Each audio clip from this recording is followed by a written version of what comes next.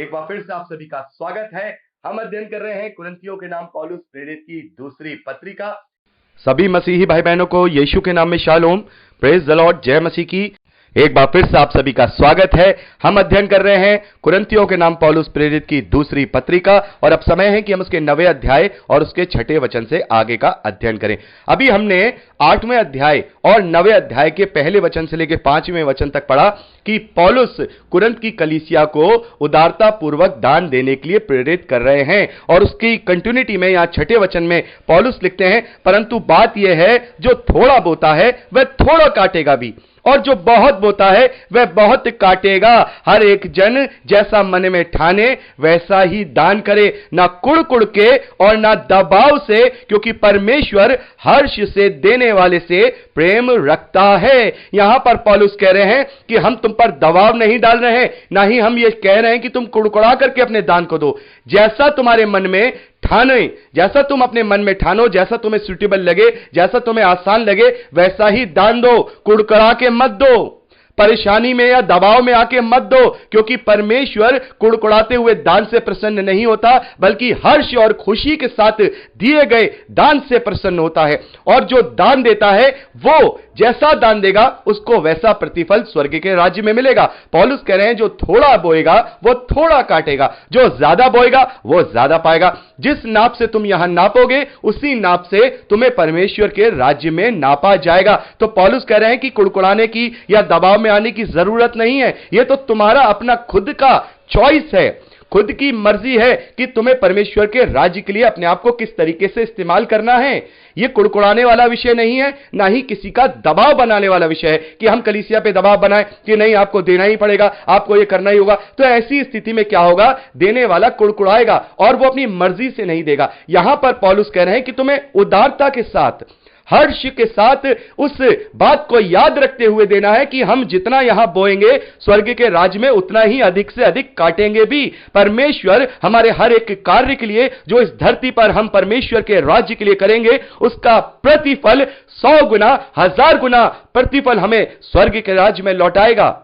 प्रभु यीशु मसीह कहते हैं जिस नाप से तुम नापोगे उसी नाप से तुम्हें नापा जाएगा। और पौलुस भी यहां पर यही बात कह रहे हैं कि हर एक जन जैसा मन में ठाने वैसा ही दान करे, और ना कुड़कुड़ा के करे और ना ही किसी के दबाव से, क्योंकि परमेश्वर हर्ष से देने वाले से प्रेम रखता है। तो मसीही विश्वासियों को कोई भी ऐसा बाउंडेशन नहीं दिया गया है, ना ही कोई दबाव दिया गया है, ना ही कोई कंपल्शन दिया गया है कि भाई कंपलसरी है कि आपको देना ही देना है। जैसा कि बहुत सारी कलीसियाओं में 10वां अंश को लेकर के लोग दबाव बनाते हैं, लोगों को तरह तरह की बातें जो है कहते हैं। तो ऐसे में क्या होगा कि लोग दबाव में उस कार्य को करेंगे, लेकिन परमेश्वर दबाव वाले या कुड़कुड़ाए हुए वाले दान से प्रसन्न नहीं होता, बल्कि हर्ष से दिए जाने वाले दान से प्रसन्न होता है, चाहे वो कितना भी हो, क्योंकि परमेश्वर उसके मन की व्यथा जानता है। मान लीजिए यदि कोई दान करता है बहुत ज्यादा और कोई दान करता है बहुत कम, उससे कोई फर्क नहीं पड़ता। फर्क यह पड़ता है कि उसने कैसी परिस्थिति में परमेश्वर के राज्य के लिए अपने आप को इस्तेमाल किया।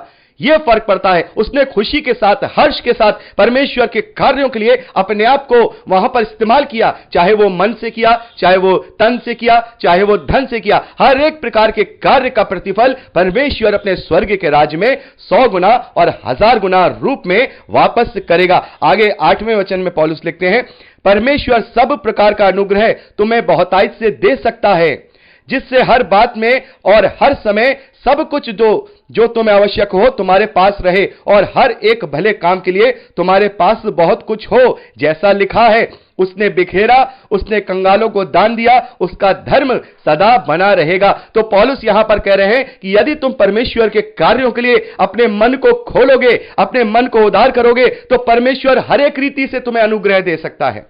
यानी कि अगर तुम अपने मनों को खोलकर हर्ष के साथ परमेश्वर के कार्यों के लिए बढ़ चढ़ करके आगे आओगे, तो परमेश्वर तुम्हें हर एक प्रकार के अनुग्रह से क्या कर सकता है, नवाज सकता है।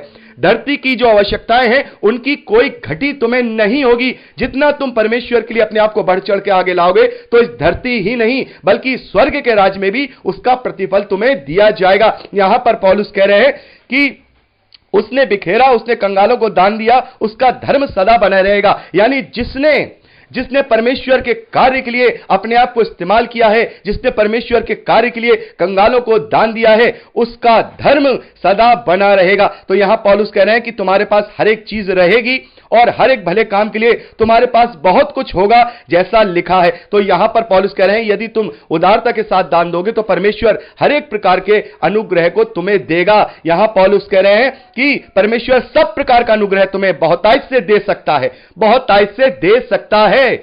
यदि तुम उसके कार्यों के लिए आगे बढ़ोगे तो परमेश्वर तुम्हें हर एक प्रकार का अनुग्रह, वो अनुग्रह तो तुम्हें अनंत जीवन का मिल ही गया है, लेकिन इस जीवन में भी जो तुम्हें परेशानियां हैं, जो तुम्हारी आवश्यकताएं हैं, उनको भी बहुतायत से तुम्हें दे सकता है।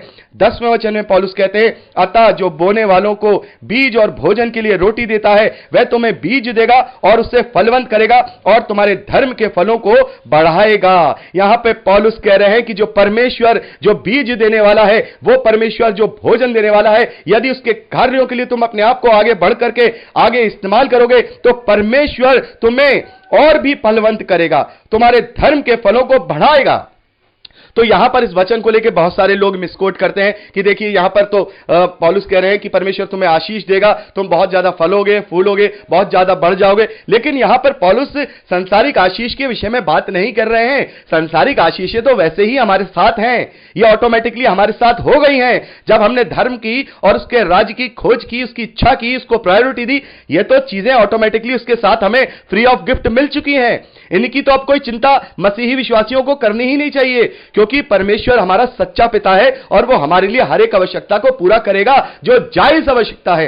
नाजायज चीजों के लिए हम अगर परमेश्वर की ओर ताकें तो यह बात गलत होती है, क्योंकि नाजायज चीजें परमेश्वर नहीं देते हैं, बल्कि वही जो आवश्यक चीजें हैं, जो हमारी इस धरती के लिए सुकून शांति के साथ जीने के लिए जरूरी है, वो परमेश्वर की ओर से मुहैया होती हैं। यहां पे अधर्म के पैसे के विषय में नहीं, बल्कि धर्म और मेहनत के आशीष के विषय में पौलुस यहां पर कह रहे हैं कि वो सारी चीजें तो तुम्हें मिल जाएंगी, लेकिन तुम्हारे धर्म के फलों को बढ़ाएगा। धर्म के फलों को यहां पे पौलुस कह रहे हैं तुम्हारे धर्म के फलों को, वो जो तुम्हारा धन मिट्टी के बर्तन में जमा है इस पवित्र आत्मा के रूप में, जो तुम परमेश्वर के ग्रहण योग्य कार्य कर रहे हो, उसके लिए अपने आप को हर्ष के साथ परमेश्वर के लिए इस्तेमाल कर रहे हो, उस धन को और बढ़ाएगा, उस धर्म के फल को और बढ़ाएगा। और वो धर्म का फल तुम्हें कहां मिलेगा? वो अनंत जीवन में स्वर्ग के राज्य में मिलेगा। तो यहां पर पौलुस कह रहे हैं कि जो बोने वाले को बीज और भोजन के लिए रोटी देता है वह तुम्हें बीज देगा और उसे फलवंत करेगा और तुम्हारे धर्म के फलों को और बढ़ाएगा। यानी कि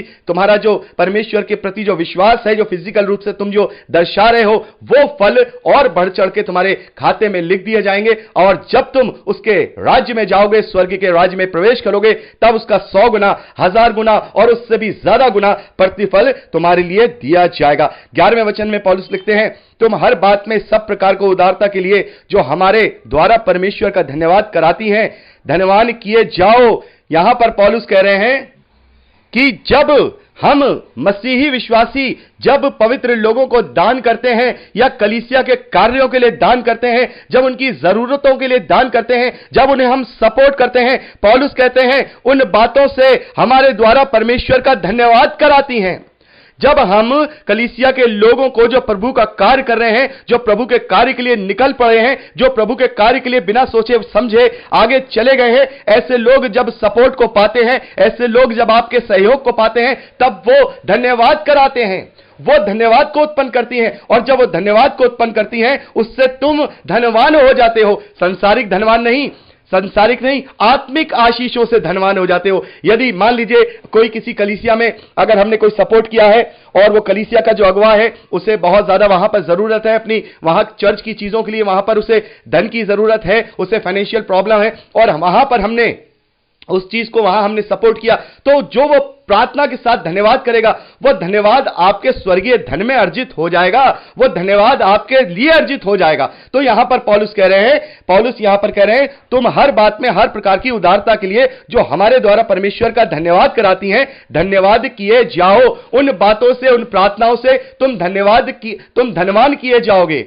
यहां इस धरती पर नहीं, बल्कि वो धन तुम्हें स्वर्ग के राज्य में 1000 गुना प्रतिफल के रूप में लौटाया जाएगा। 12वें वचन में पौलुस लिखते हैं, क्योंकि इस सेवा के पूरे करने से न केवल पवित्र लोगों की आवश्यकताएं पूरी होती हैं, परंतु लोगों की ओर से परमेश्वर का भी बहुत धन्यवाद होता है। हालेलुया। यहां पर पौलुस लिख रहे हैं कि ये जो आप ऑफरिंग करते हो, ये जो भेंट देते हो, ये जो दान देते हो, उदारता पूर्वक दान देते हो, इससे पवित्र लोगों की आवश्यकताएं तो पूरी होती हैं। यहां पर हम देखते हैं जो कलीसिया को चलाने वाले लोग हैं, वो उनकी जो जरूरतें हैं, उनकी जो चीजें हैं, उनकी जरूरतें तो पूरी होती ही होती हैं, बल्कि यहां पे पौलुस कह रहे हैं परंतु लोगों की ओर से परमेश्वर को भी बहुत धन्यवाद होता है। तो एक ये तरीका है अपने आप को उदारता पूर्वक परमेश्वर के कार्यों में लगाने का। यह तरीका है कि जो लोग इस योग्य हैं, परमेश्वर ने इस धरती पर उन्हें इस योग्य बनाया है कि वो परमेश्वर के लिए अपने धन को निकाल सकते हैं, तो उन्हें चाहिए कि वो अपने आप को परमेश्वर के राज्य के लिए इस तरीके से इस्तेमाल करें, क्योंकि इसका प्रतिफल बहुत बड़ा है और यह कार्य परमेश्वर को धन्यवादी के रूप में अर्पित होता है। और जब पवित्र लोग उनके लिए प्रार्थना करते हैं तो उनके लिए वो स्वर्ग के राज्य में बहुत बड़ा धन उनके लिए इकट्ठा करते हैं, जिससे कि वो धनवान हो जाते हैं।